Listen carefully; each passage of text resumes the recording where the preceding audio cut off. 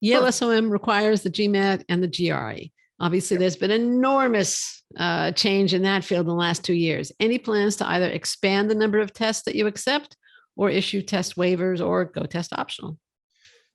We don't. That's a great question, and we have seen other schools who are making moves in these directions, and we have not done that, and we don't have plans to do that right now. We're always looking at experimenting with different ways to evaluate candidates and trying to broaden the base and kind of look at different instruments to evaluate different competencies, and really GMAT and the GRE are predictive of performance, midpoint performance here in the program, but that's obviously a short-term metric, and they're very blend instruments. There's sometimes people who score well who don't do well here, and some people who score modestly who do well. And so we've looked for years, been trying to find ways to gauge or do a better job of gauging sort of secondary and tertiary, or finding secondary and tertiary indicators that will predict performance here, and then obviously looking at performance beyond school as well.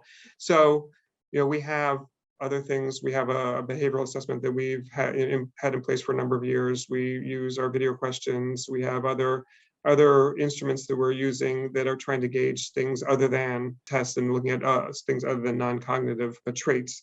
So we'll continue to do that, and we look at those right now are supplementing they're additive. We're looking at ways we can make them substitutes for, and we're still investing in that.